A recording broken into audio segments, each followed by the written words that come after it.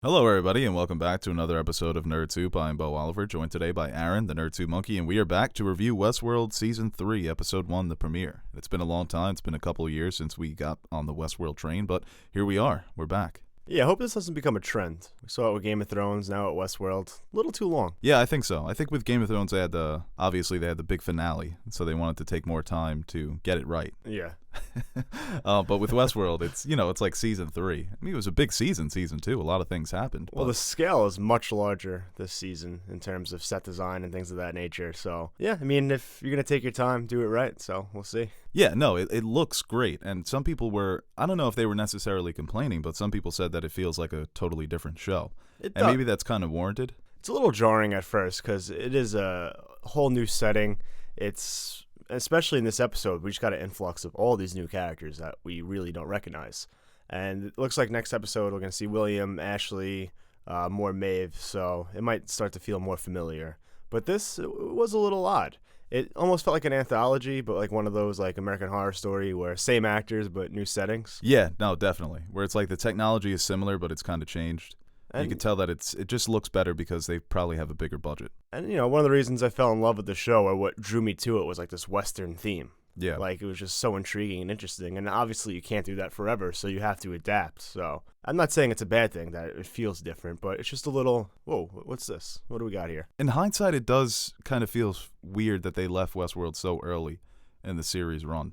You think like leaving the park would be something you would do in like season 5 or towards maybe the second to last season, but they got out of there quickly. But how long are you going to drag out that arc for? Yeah, especially with those the consciousness loops and things like that. I think it was a natural progression and took its time. I mean, you can make an argument that it maybe should have ended after the park, but it's way too early to tell that. So I'm intrigued. Bernard's going back, so he said towards the end of the episode he's going back. But this first scene, we are reintroduced to Dolores, and she's out in the world. It's about 3 months since everything happened at Delos, and she breaks into an investor. Well, I think this might have been like right away. Okay. She needed money and all these things, like she said. Like, if I want to make it in this world, I need money.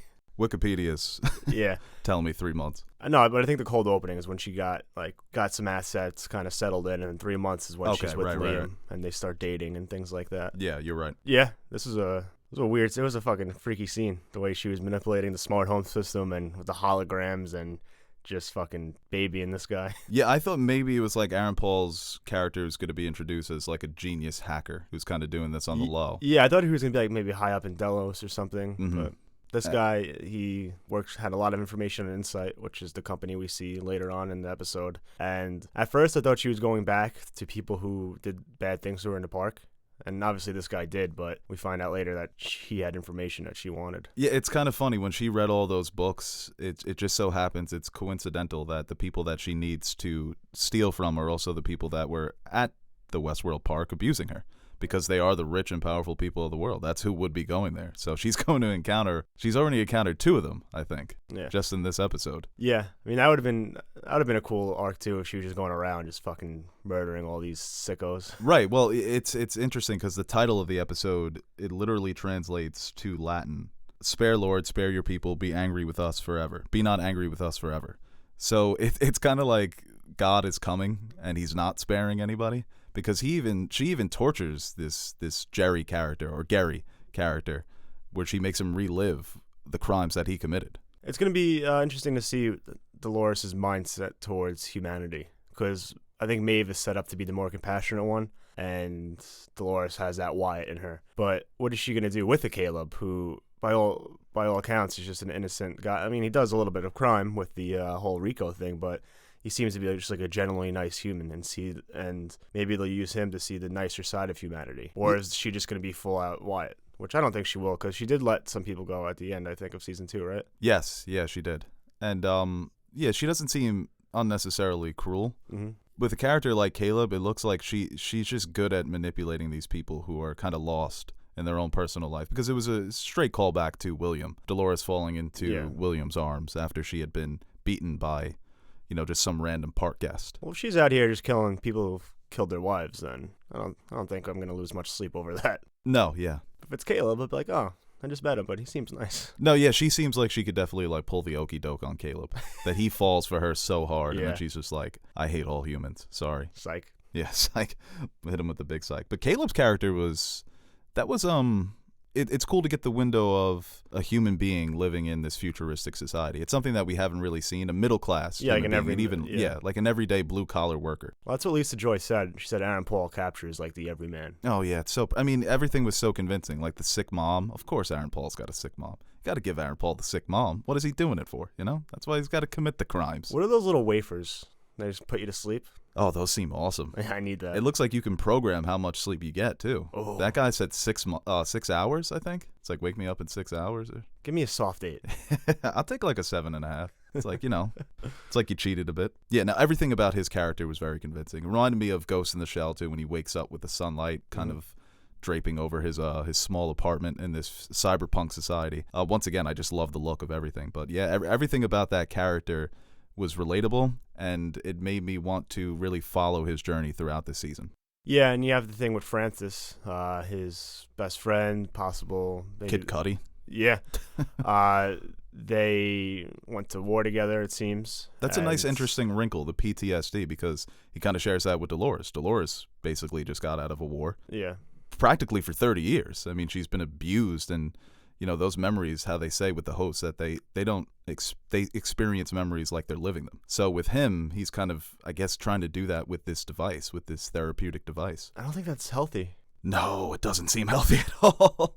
Especially because this guy is talking like it's so convincing. Yeah. And he clearly died, right, in the flashback. Yeah. So I don't know.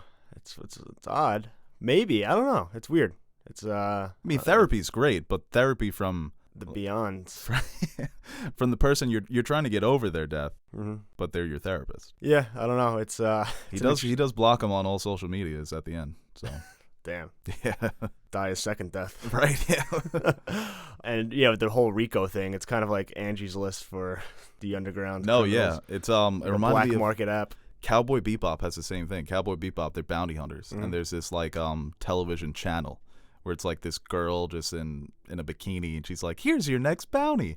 That's kind of like what this was. Yeah, it's like, "Hey, fucko, want to get rich?" And this girl in also in lingerie or something like that. Yeah, and a funny name, Rico. Even in like this futuristic, seemingly utopia type world, there's still an underbelly where there is crime going on, and it's more organized, I guess, with the app. They said, like, I think in the post show, they said it's like very clean. It's like you're getting paid, you know who you're dealing with. It takes like the shadiness out of it. It's like kind of in the open where it's all handled online. And I love that when they rob the ATM and then they just deliver it to a car and they walk away and they get paid digitally. So there's not that physical footprint. It's not like you take your share, I'll take my share.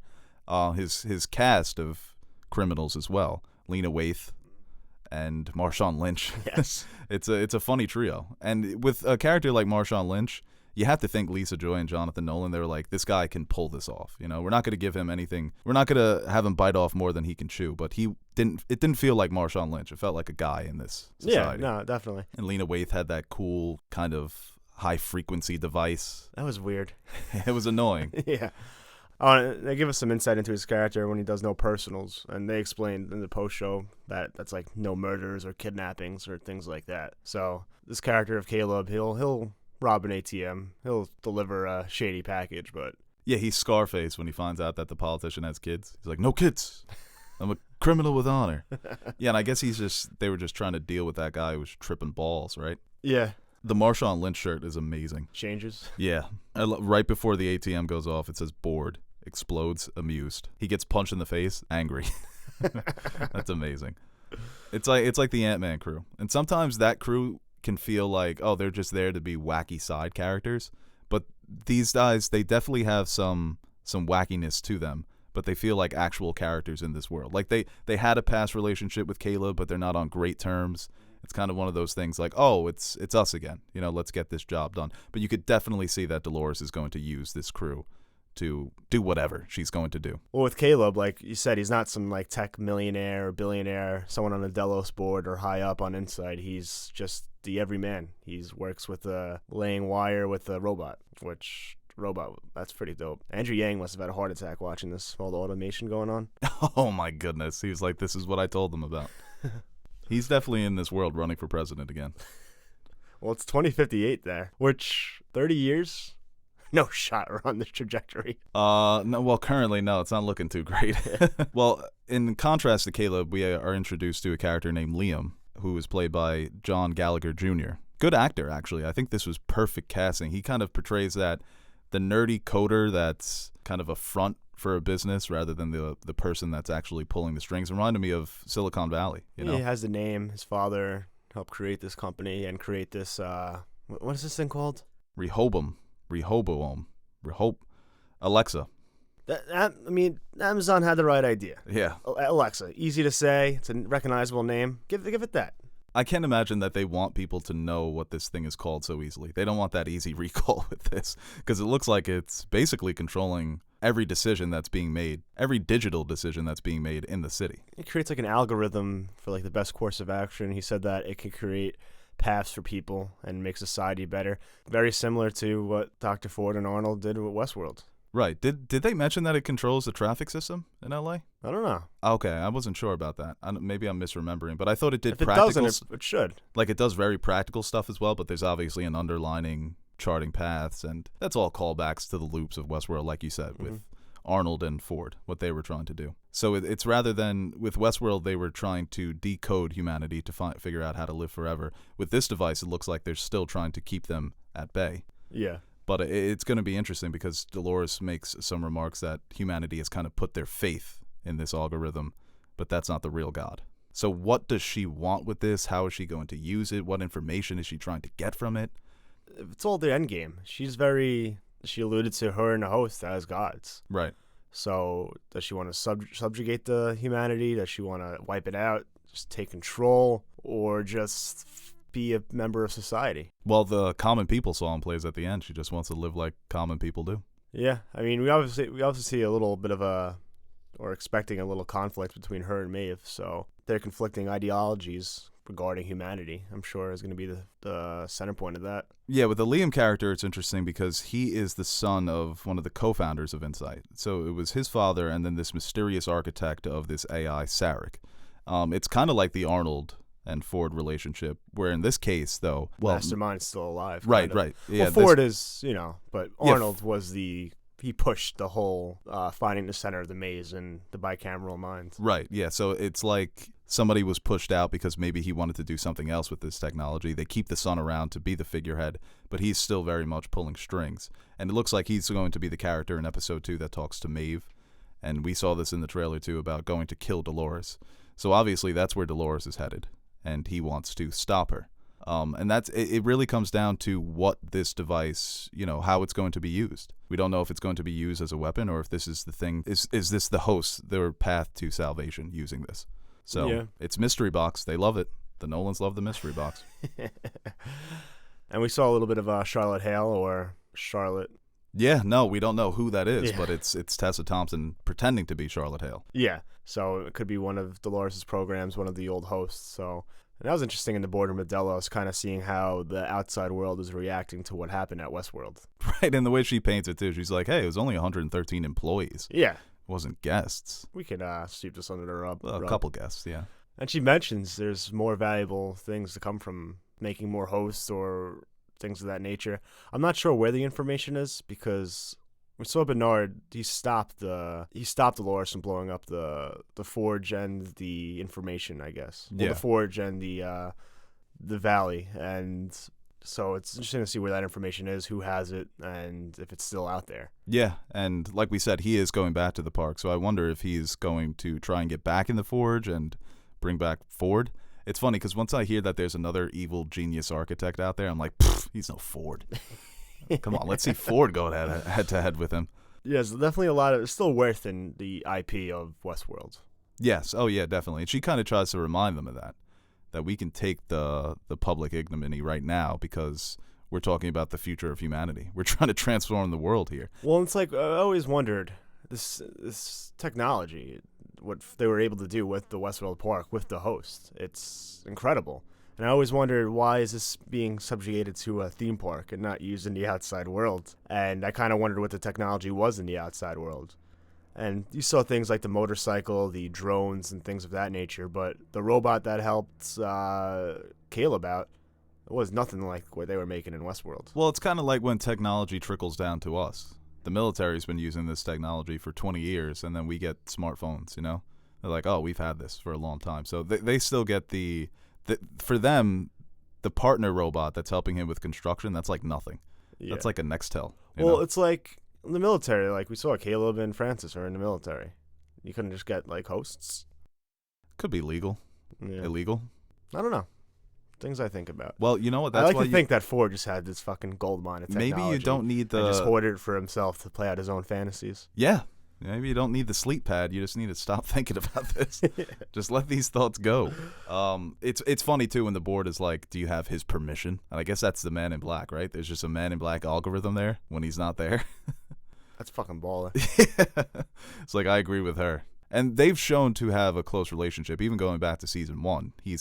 She's the one that reveals that he is on the board. Yeah. So, and that he does have this power. And we didn't see him in this episode, and we saw in the trailer that he says he finally knows what he must do. He's going to save the fucking world. So we can imagine that he's going to spar against Dolores coming soon. Yeah.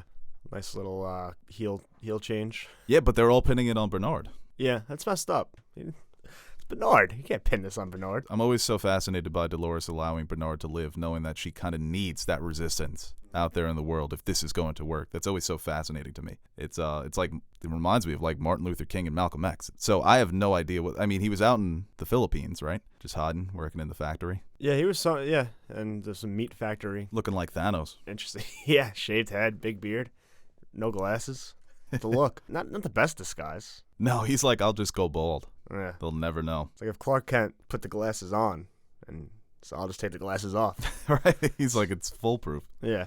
But he gets shaken down. And it was pretty cool, too, when he was, like, self-diagnosing himself. Yeah, it goes, great callback to season 1. This whole, I don't think there are two of me. There's only one. And once I discover who that is, I'll finally be free. That's Dolores. And now Bernard is running diagnostics on himself. To make sure he hasn't talked to Dolores. Yeah, right. To make sure that nobody's... So it's like, you had mentioned that in season 2, he kind of pushes Ford out of his conscious. But there's still that programming there because I guess he is a machine and he still can be manipulated by an outside force. Well, he took the Ford program out of it. So yes. when he had it in himself, that allowed him to kill the people at the Mesa. Right, yeah. No, he would switch over to Ford. Yeah. And then he took it out, but then he still imagined Ford at the end. So I guess that's maybe there's a little piece of Ford still in him, or he's able to kind of go on autopilot, and he's kind of giving him his host self orders. Yeah, and you know that this is his consciousness, quote unquote, comes back into the body. Yeah, because he like tells him, he's like, go easy on them. And you know that this is going to malfunction, where he's going to lose control of it and accidentally kill someone he wasn't supposed to kill. But it's funny how Bernard as Bernard, I guess there are two versions now. I don't even know what you would call them. Good Bernard, bad Bernard. But the good Bernard, he finds it very difficult to harm living things. It's like the good cop, bad cop from the Lego movie. Yeah, he's just switching back and forth. Yeah, that's pretty funny. And him going back to Westworld, him hopping on that boat saying, hey, I need you guys to bring me to Westworld. I don't know what the security is like. Maybe I have to imagine it's tough to get into that airspace. Yeah, I'm not sure, but seemingly to go retrieve Maeve. And Maeve is in a new park. Interesting park, yeah. I wonder who... Not a very relaxing park, I guess. It's more of the Nazi world, World War II world, whatever you want to call it. I don't want to go there. I'm assuming it's got to be like a world. You wouldn't want to go to a World War II world? I guess it's like an army man, but that's not really a vacation. That's kind of Westworld's fun. You go to the saloon, drink a little. Yeah, but Westworld can get gritty. Well, I'm staying in Sweetwater. You're staying in Sweetwater? Okay. I'm not a pariah guy. No, you're not.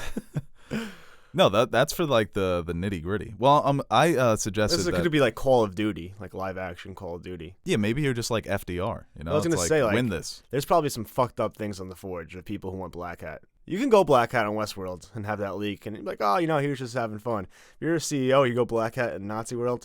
Yeah, that's it. Canceled. I wonder if there's like a social media outrage in this world when they announced the building of not like this. Oh yeah, definitely. And then they come out and they say, "Listen, it was just a joke. It was a fantasy. I just make it anyway. It was my anxiety." Yeah, it's like a Call of Duty, and you're like Inglourious Bastard style. I guess that could be fun. Where does Maeve leave off in season 2? She is dead. That is right. Yeah, she fucking dies. But not really. No host is really dead. I'll tell you what, Tandy Newton. Yeah. Forget the show. Forget everything. She's a good-looking person. I'm surprised. I guess, is this still running? Like, who rebuilt her? Why is she put in this park? Is this park still happening? I'm sure it'll be cleared up very soon. Yeah. I'm sure it's not that complicated. Yeah. You know It Westworld. was a nice little post credit to get, like, oh, there's Maeve. No, yeah, I'm being a bit sarcastic, but I don't know. I think the questions here we're less confused and more like, oh, okay, they're keeping things from us. With previous seasons, it's like, I have no idea what the fuck is going on. With this, it's like, here's this. We're not going to tell you what it is, but it's going to be important later. It's like the meme, It's Kingdom not like Hearts meme. confusing in terms of, like, I know what happened this episode, but Right. I don't know what any of it means yet. Well, something that was really the death of Martin, the head of security for Liam, that basically arrests Dolores and says that this is corporate espionage. And then his death was really freaky, man. Being killed by your own clone. Yeah, well, That's fucked up. now that's in play, which probably should have saw coming, but Now, the original plan was to kill Liam, right? And just replace Liam, I guess. maybe. Or maybe she needed to leave him around, because you can replace somebody, but you still need that information. And maybe the only information she needed was who this other shadow partner was. Right. But that's in play now. That's gonna be in the back of everyone's minds. Kind of like William last season with his daughter. It's like, is this person real, or did Dolores make her? Yeah, no, that could be everybody. Yeah. And you're still holding out that this world could be future world. Not really anymore, because you kind of get a glimpse of around the world. L.A., China, where Bernard was. So I like that. I like the little map things. yeah. Well, I had a theory that, like, this is kind of just like a bubble, and everything outside is just like post-apocalyptic,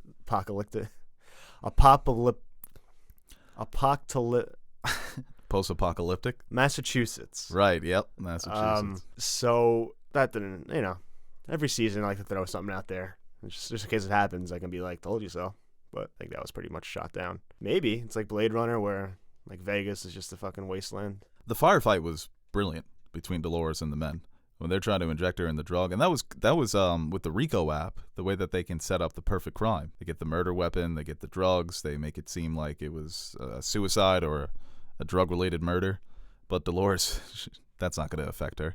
Try to inject her with something, then she just started popping off. Yeah, that was fucking brutal. cool. But you see, at the end, she does get shot, and she still can die. There's no one really out there unless she has programmed like protocols that Yeah, if she goes down, someone grabs her and Right. rebuilds her and things like that. If you step on her like a million times, yeah, You got to break the little brain thing. little brain spear. I forgot what it's called. Did you like that, though, that Aaron Paul turns off his therapy machine and he's like, I need to find something real? Some of it was a little, on the nose, but That makes me think that he's in a loop. I don't know, or maybe it's just, the writing got a little cliche there. Yeah, like, oh, Dolores that's her whole thing. Is she real? Is she not? Yeah, I can't imagine that he's going to be important moving forward, but it's not going to be the story of Caleb. It's going to be very much he's assisting Dolores, he's helping Dolores. And I can see him becoming, he doesn't have the means of a William, where after his journey with Dolores, William decides to buy the park. After his journey with Dolores, I don't think Aaron Paul's going to decide to, buy the world. It's like, this is for you, Dolores. But going back to the artificial intelligence machine, if that machine has basically taken over all the functions of the world, like if it's controlling like traffic and the internet and healthcare Like and the stock market, then if she gets access to that, and we've seen her capability being able to read all those books of all the guests that went to Westworld. like Ultron.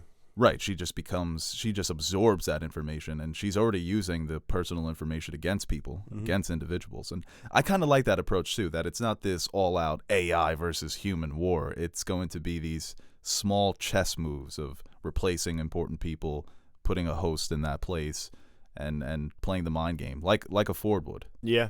I wonder if he comes back. It's funny because before the season, I'm like, I don't want him. But once they mentioned the other genius billionaire, I'm like, how dare you? On my rewatch, just watching Ford, like, oh my God. The guy's voice is butter. It's so awesome, too, just knowing that he knows what's happening all around him. And it's just. When you perfectly slice a piece of cake, Mm-hmm. that's Anthony Hopkins acting. That's how pleasing it is. Yeah. It's just red velvet cake right down the A middle. couple flashbacks, I'll be happy. Wet my beak a little, and I'll be fine. A part of me wants very much a host wants body with Ford's consciousness in. Yes, I was thinking the exact same thing. Because this whole idea of him being the god and then he kind of lets go and lets them go on their own, I don't want him there to help them anymore. I really want Dolores to become the new Ford. And Evan Rachel Wood, I've said this before, I love her as an actress, and I thought she was falls right back into the character. Well, her, Jeffrey Wright, Tandy Newton, obviously Anthony Hopkins, Aaron Paul too, adding him. If he gives us Breaking Bad Jesse type performance, it's unmatched of what the capability of this cast is on television. And mentioning Ford real quick, do you think they're going to revisit that storyline with James Delos and trying to map out the human mind? I'll tell you what, some people were disappointed in that because they felt like, whoa, the themes just kind of switched. We did this whole immortality thing, and now it's just back to the host trying to usurp humanity as the dominant species, because they really touch on that in season 2, and that's interesting. I hope they do go back to that. Because that seems to be a big thing with William. Because at the end, when it seems to be the distant future, maybe. Because he wants to stop that, too. With his daughter. He doesn't even want that shit to happen anymore with the immortality. He says it can't work. Yeah. Well, Ford said it can't work with the host body, and that you can map out the human mind, but you cannot. You can't build on it, right? You can't. Once you put it into a host body, that's when things go sour. So. Right. It's maybe they figure it out. Maybe they can expand on it. Maybe that's part of what Dolores wants to do, or Maeve, give the humans the capability of becoming a host. Yeah, because I think with creating people, this new mass race. People forget that it is sci-fi. So in season 2, when they were like, oh, humanity only has 500 or so lines of code, and they were like, oh, so that's the showrunners are basically telling us that humans suck and the hosts are better. Yeah, maybe. I mean, that doesn't mean it's scientifically accurate. It doesn't mean that we really don't have free will. But in the Westworld world, they're telling us that humanity maybe doesn't have free will, that there's a limit to how we can break out of our loops, that so many things are already pre-programmed, and that's who we're going to be. I'm stuck in a loop. I come here, record, edit, and go home and play video games. That's the thing. So like many fucking people, clockwork. Right? Yeah. No. So many people are against this idea, and of course I have free will. Me wake up, ice coffee, do this. No, but I like sleep, the idea that if coffee. I wanted to, I can go on a run Get a or tea. something. Yeah. Become a NASCAR driver. If I put my mind to it. Yeah. Maybe not a NASCAR. I could drive. See, hosts could do that, right? You could drive. Yeah. I could start the old car up again. Yeah. So to me, that's an interesting idea, and I hope they do go back to it in a certain extent because, this guy who created the AI, that's the thing. All these people have to know each other. So this architect of this grand AI, and Westworld has kind of done a good job of that, where they introduce new characters, and it's like, oh, they clearly had an association with a Ford or with an Arnold, that this world is a bit smaller. Well, we're talking about these titans of industry, like the top 0.1%. Exactly, yeah. It's like Elon Musk and Zuckerberg. Yeah. They've beefed. They beef all the time about AI. Yeah. Look at that. Cracked your code, Lisa Joy. She's a great writer, man. I hope she gets into other stuff. Yeah, it's quite a duo. And power couple, yeah. It really is. Even if some people might not have liked season 2 or maybe you're not thrilled of where the story's going, there's no denying just like the work and creativity that goes into it. It might not be everyone's cup of tea, but it's still incredible work. The company Insight, that's very on the nose as well. Our company is called Insight. And that's a very Silicon Valley type, though. Yeah, definitely. But even it should then, be missing a vowel, though. Yeah, it should be. Yeah, it's like there's no I. INSGHT. No, it's just the N. Insight. Oh yeah. Right.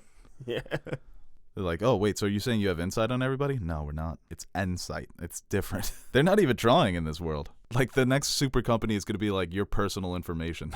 Like that's just the name of the company. Your personal shit. Everything you've ever done, we know about. Your life on a disc, Inc.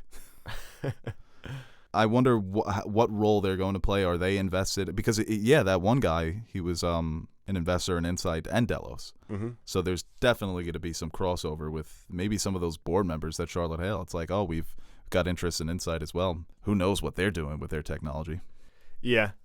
Next episode looks very interesting. Because we talked about in season 2 a lot of the corporate espionage. Because the company that was ran by one of the Skarsgårds, we all thought maybe that was like a competing company and everyone's trying to get this information, but we might see more of that in season 3. So maybe they will go back to the immortality story.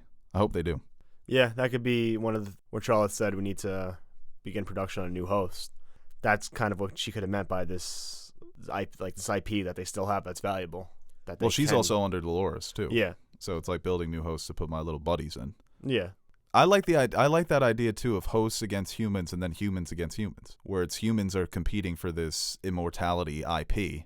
Well, the hosts are just trying to kill all the humans. I can see Maeve coming around and Caleb going towards Maeve after hearing what she's about. And maybe Maeve is more of that Good point. beacon of hope for the people who are subjugated by the elites of this world. Yeah, that's a good point. And Maybe Dolores is trying to take over as the new elite. because Dolores is going to be wide-eyed babe in the woods when she meets Caleb. Oh, Caleb, help me. Well, I feel I like was Maeve, shot. like, if she can, like, carve out a nice little piece of this world for herself, maybe with, like, kind of like a daughter figure or something like that, she would be content with that. Exactly, yes. Dolores, I feel she's more of, I want to take over everything and basically get revenge on everyone that's harmed me. Dolores is going to present herself as a Maeve to manipulate Caleb. I really like this point because it seems like Caleb and Maeve are looking for the same thing. Where Maeve, like you said, she would be content with just a daughter, and I'm sure Caleb would be content with a Maeve. I would. Mm-hmm. I'd take a Maeve. I'd raise your little kid that's never going to grow old. Teach it to be a little murder robot. No, every year you just get a new... You just get a new body. Yeah. It's like Gohan, training for the 1 year in Dragon Ball Z, just completely different. It's like, when did that happen? Oh, we build him a new body. Yeah, but no, there's talking about this episode on rewatch. I liked it more. When I first watched it, I think it was because it was so jarring that it felt like a different show. I'm like, is this even Westworld anymore? But on rewatch, I was like, okay, I am interested in these new characters and how this new AI machine is going to come into play. So I thought it was a good episode. Yeah, solid. It builds intrigue, and next episode, like I said a couple times, it looks like it could be one of those staple episodes that we see throughout the first 2 seasons, where even people that don't like season 2, I mean, episode 4 was fucking... Was it episode 4? Yes, yeah, episode 4 was the immortality episode. Yeah. With James Delos, where they try to keep bringing him back. And this one, it might be, I think we're getting some more familiar characters back. We're getting Maeve back in the loop. Ashley going back to the Mesa, so some familiarity there. Yeah, I miss Ashley Stubbs. Yeah, good Hemsworth. He's a good, yeah, he's a solid Hemsworth. He's the Hemsworth where if he died, that one would hurt. He keeps the Hemsworth. He's the glue that's keeping the Hemsworths together. Like, it'd be huge if Chris died. Yeah. But it's like, What's your point? I don't know. All right, guys, thank you for listening. We will be back for the next couple of weeks, next 8 weeks, really. Hopefully you don't have any plans. So 10, 9, 8 episodes. Really? Yeah, they cut back, only doing 8. All right, Aaron, any last thoughts you'd like to say? No. You'd like to express? No. Well, great. Yeah. See ya. Talked for 40 minutes. What else do you want out of me? I don't know.